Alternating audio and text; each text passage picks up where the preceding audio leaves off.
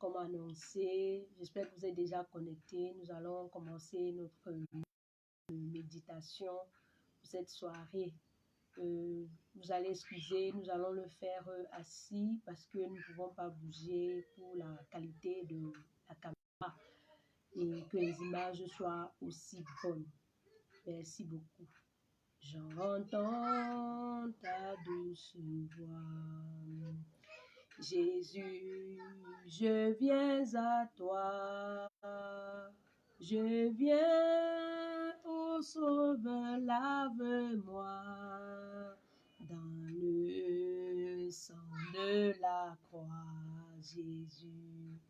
Jésus, roi des rois, qui mourut pour moi. Je veux mourir avec toi sur la croix. Nous allons prier et adorer notre Seigneur, le roi de gloire. Père éternel, Dieu de toute éternité qui sauve, délivre et restaure, Seigneur, nous t'adorons parce que tu es Dieu et parce que personne n'est semblable à toi. Tu es unique. Nous sommes encore devant toi ce soir pour te dire merci pour la journée que tu nous as accordée et pour ta protection divine. Ce soir, ô Dieu de gloire, nous désirons partager de la nourriture spirituelle après le jeûne communautaire que nous avons eu tout au long de la journée. Le partage, ô Seigneur, autour du thème de la 6e semaine que nous entamons aujourd'hui. Et c'est pourquoi, Père, nous prions que toi-même tu sanctifies nos cœurs, que tu ouvres nos yeux et notre esprit pour ce moment spécial. Et que malgré la distance et la chaleur fraternelle, nous soyons connectés à toi par la puissance du Saint-Esprit. Parle au Dieu de gloire, nous t'écoutons. Amen. Nous allons lire l'un des textes qui sous-tend l'échange. Nous avions 2 textes, le psaume 43, le psaume 12. Nous lisons le psaume 43. Rends-moi justice, ô Dieu, défends ma cause contre une nation infidèle, des hommes de fraude et d'iniquité. Toi, mon Dieu protecteur, pourquoi me repousses-tu? Dois-je marcher dans la tristesse sous l'oppression de l'ennemi? Envoie ta lumière et ta fidélité, qu'elle me guide, qu'elle me conduise à ta montagne sainte et à tes demeures. J'irai vers l'autel de Dieu, ma joie et mon allégresse, et je te célébrerai sur la harpe, ô Dieu mon Dieu. Pourquoi t'as battu mon âme, et gémis-tu au-dedans de moi? Espère en Dieu, car je le louerai encore, il est mon salut et mon Dieu. Amen. Alors, frères et sœurs, nous sommes dans le temps de passion et de victoire, plus précisément la 6e semaine. C'est la 6e série d'enseignements issus du thème général « Affranchi du péché et de la mort, lève-toi et bâtis ». Nous cheminons tout doucement vers la fin du temps de la passion et de la victoire. Nous sommes, comme nous l'avons dit, à la 6e semaine. Et le sous-thème de cette semaine est intitulé « Les œuvres chrétiennes de la marche avec Dieu ». La semaine dernière, nous parlions de la marche commune de Dieu avec l'homme et ses manifestations. Frères et sœurs, après cette marche, maintenant que Dieu a manifesté sa présence en nous, manifesté sa connaissance, qu'il nous a même montré les obstacles à notre vie et à notre marche avec lui, il est temps de passer à la pratique. Il est temps de manifester les œuvres d'un disciple, d'un véritable enfant de lumière. Ce soir, nous allons à la découverte de cette œuvre, la première œuvre que tout disciple du Seigneur doit accomplir. Cette première œuvre, donc, c'est le don de soi. Oui, le don de soi. Qu'est-ce que c'est? Comment le comprendre?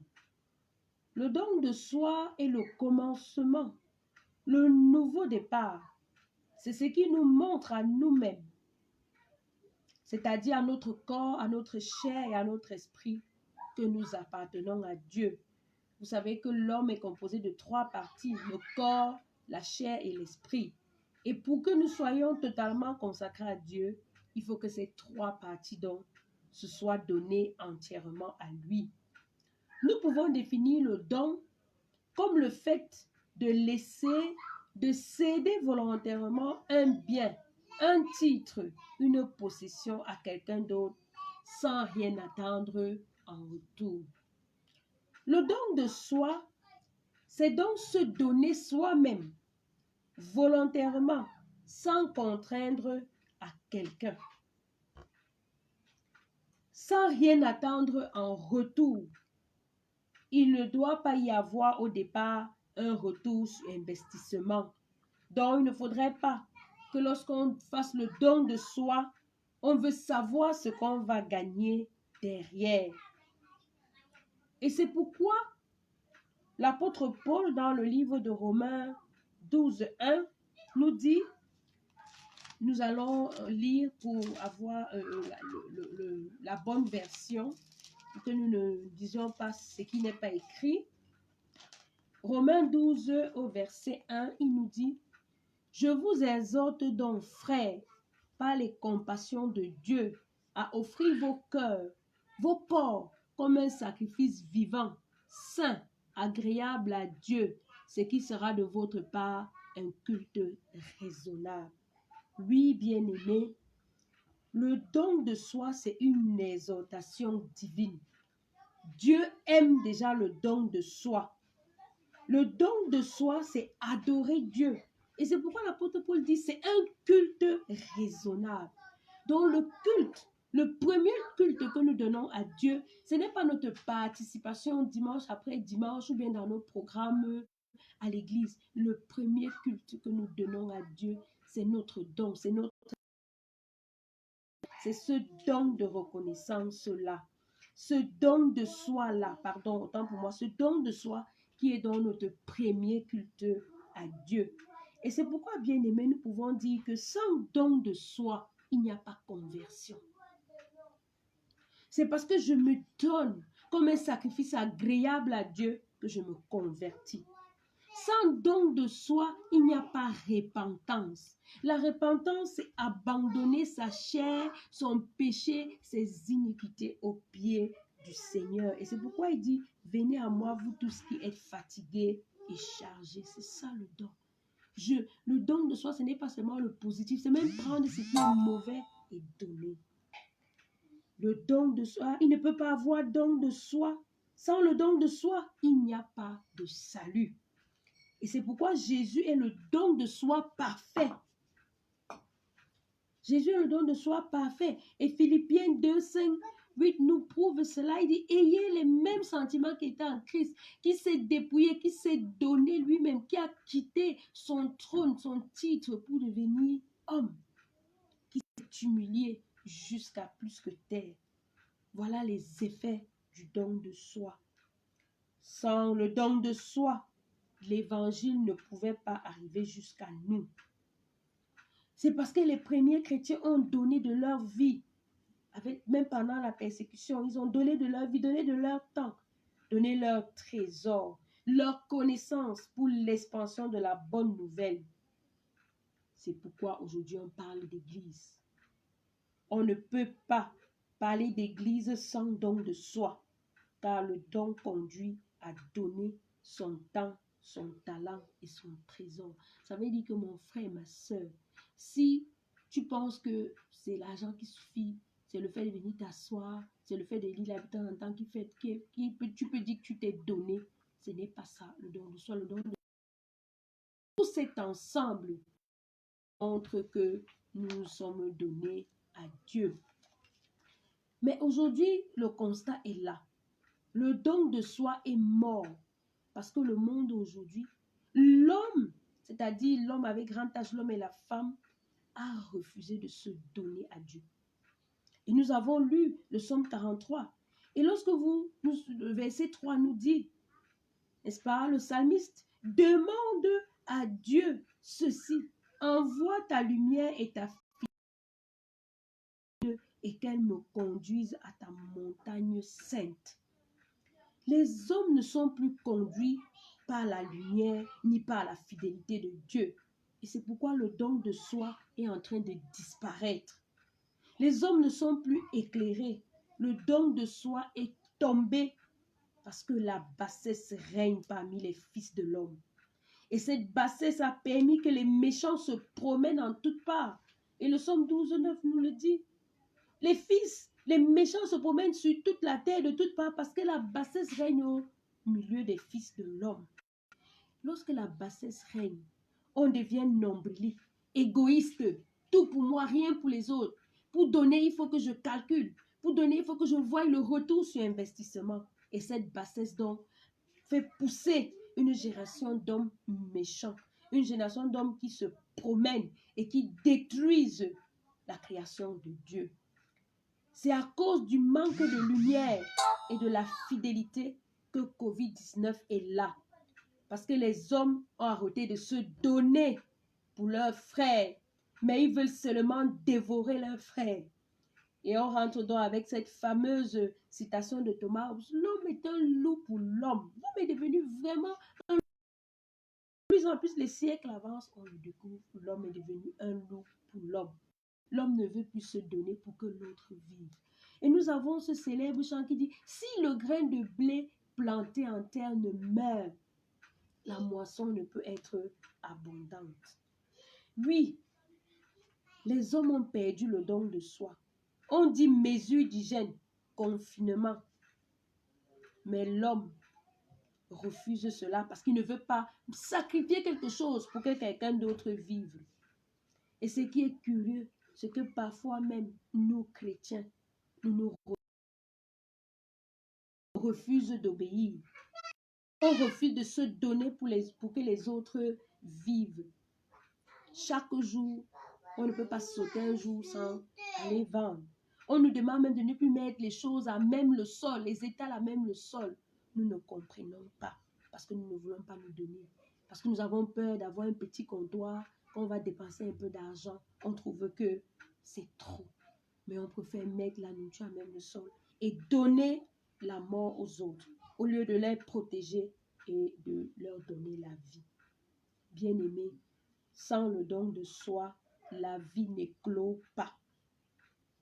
Et c'est pourquoi lorsque une femme est enceinte et elle donne naissance à un bébé, on dit elle a donné la vie.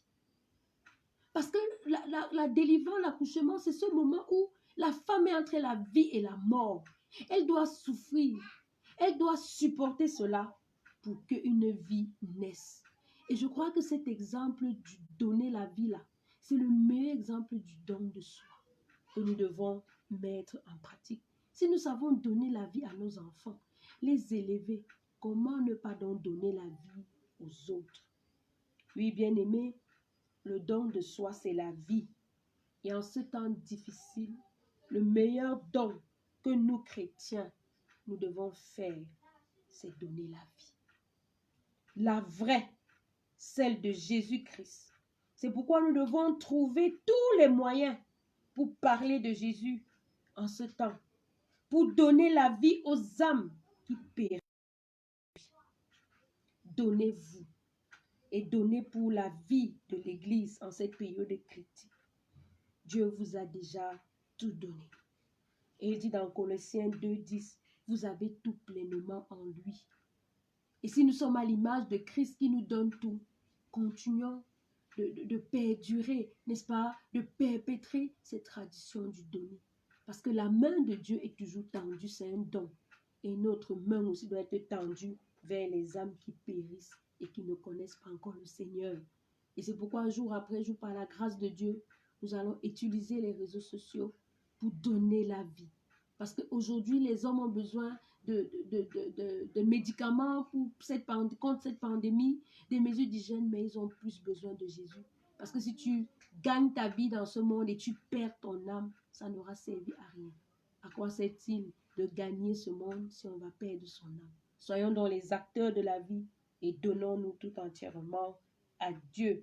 Que Dieu vous donne d'être un don et de donner et qu'il bénisse ce moment de partage en nous. Amen. Jésus, roi des rois, qui mourut pour moi. Je veux mourir avec toi sur la croix. Oui, à l'image de Jésus qui s'est donné, qui est mort pour que nous ayons la vie à la croix, je vais nous inviter à prier. Et nous allons prier, nous avons déjà reçu les sujets de prière de la journée. Nous allons associer ceux de ce soir et continuons à prier pour que les hommes parviennent à la conscience.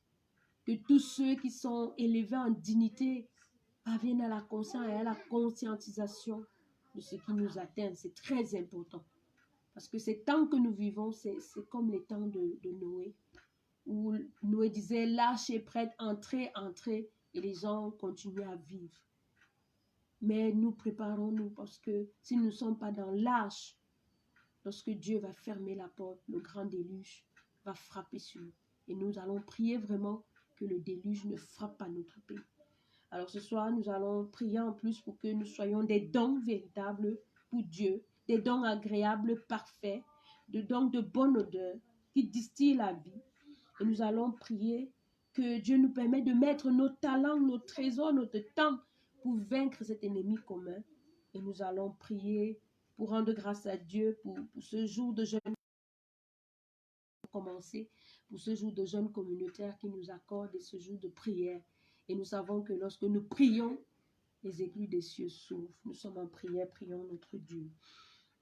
Éternel Dieu de gloire, nous voulons te rendre grâce une fois de plus pour ce lundi de jeûne communautaire que tu nous accordes dans toute la paroisse de Rumangué et à tous ceux au loin qui se sont associés à ce programme. Merci parce que tu nous as tenus, tu as fortifié nos mains, nos cœurs, notre corps qui criait famine, fatigue. Mais Seigneur, tu nous as maintenus. Merci pour tous ceux qui ont tenu, merci pour ceux qui ont prié et qui continuent à prier. Merci pour ceux qui suivent ce programme ce soir, Seigneur. Nous prions parce que tu dis que lorsque l'esprit est élevé, nous entrons dans une connaissance parfaite de toi. Que nous qui avons élevé notre esprit ce soir dans le jeûne et la prière tout au long de cette journée, Seigneur, que tu te révèles encore à nous et nous te disons merci. Merci pour ce programme que toi-même tu as disposé. Seigneur, nous voulons te prier ce soir après l'écoute de ce message afin que nous soyons des véritables dons.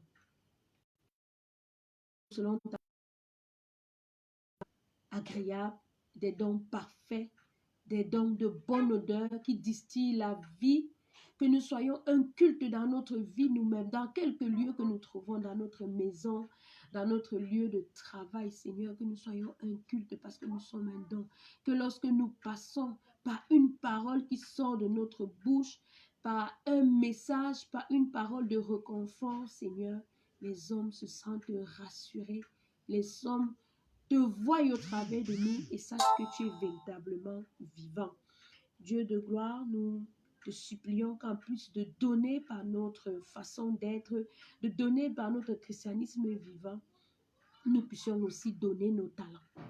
Nos talents, c'est tout ce que nous avons en termes d'idées, en termes de projets qui peuvent faire avancer l'œuvre de Dieu, qui peuvent faire avancer l'évangile, qui peuvent amener cela aux hommes et aux femmes de par le monde. Seigneur, mais que nos talents soient de véritables talents disponibles. Nous voulons te prier afin que tu disposes de notre trésor. Nous avons besoin, Seigneur, que l'Église continue à vivre, que les nécessiteux continuent à recevoir la diaconie, la dîme qu'ils recevaient. Nous avons besoin, Seigneur, de vaquer de pouvoir soutenir, subventionner les occupations, les charges de l'Église au quotidien.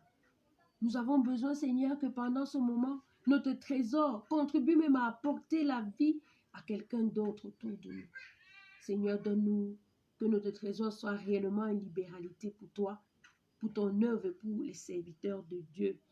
Nous voulons te prier, Seigneur, pour que notre don en termes de temps soit effectif, c'est-à-dire le temps pour prier, le temps pour distribuer l'évangile, le temps pour lire ta Bible, lire la parole de Dieu et davantage être affermi. Parce que c'est lorsque nous aurons mis en commun nos talents, nos dons, notre trésor, que nous allons pouvoir vaincre cet ennemi commun, cet ennemi qui s'est levé contre la race humaine pour l'anéantir. Seigneur, nous avons besoin de toi et nous prions que nous puissions mettre nos dons au service des Camerounais et des frères et sœurs qui ne sont pas encore conscients que nous sommes en guerre. Une guerre physique contre un ennemi qu'on ne voit pas et une guerre spirituelle contre un ennemi qui se cache derrière une pandémie. Oh Seigneur, notre Dieu, donne-nous la force. Parce que sans toi, nous ne pouvons rien faire. Donne-nous de vaincre. Donne-nous de marcher dans cette victoire et de savoir que nous ne craignons pas. De nous préparer même pour les jours qui viendront s'ils sont mauvais. Mais Seigneur, nous prions d'être véritablement un don pour toi, d'être un parfum de bonne odeur, un sacrifice agréable auprès de toi. Merci notre Dieu, nous avons d'autres sujets pour nos familles, pour nos bien-aimés et nous voulons les mettre, Seigneur, résumer cela dans le magnifique concentré que Jésus-Christ lui-même nous a appris en disant: Notre Père qui est aux cieux, que ton nom soit sanctifié, que ton règne vienne, que ta volonté soit faite sur la terre comme au ciel. Donne-nous aujourd'hui notre pain de ce jour. Pardonne-nous nos offenses, comme nous pardonnons aussi à ceux qui nous ont offensés. Et ne nous soumets pas à la tentation, mais délivre-nous du mal. Car c'est à toi qu'appartient le règne, la puissance et la gloire pour des siècles et des siècles. Amen. Bien-aimés, voilà, ce soir, nous avons pu partager ce petit moment avec vous. Et rappelons-nous ceci. Si nous ne sommes plus éclairés par la lumière de Dieu ni par sa fidélité, c'est parce que nous avons cessé d'être un don agréable pour Dieu. Dieu va encore nous éclairer par sa lumière. Il va encore marcher, que sa fidélité marche avec nous. Donnons-nous totalement à Dieu en vérité, en sincérité. Et le Seigneur fera le reste. Et que le Dieu de gloire vous bénisse et vous garde tous les jours de votre vie. Au nom de Jésus-Christ. Allez dans sa paix. Vivez dans sa paix. Soyez rassurés qu'il a dit. Amen. Bonne soirée à tous et à demain. Et l'audio pour les comptes WhatsApp, ce sera tout à l'heure. Et ne manquez pas de passer sur notre page YouTube où nous allons mettre ce moment que nous avons passé ensemble aussi pour que l'évangile de Jésus-Christ soit propagé comme au temps des premiers disciples jusqu'aux extrémités de la terre. Merci beaucoup. Bonne soirée à vous tous. Que Dieu vous bénisse.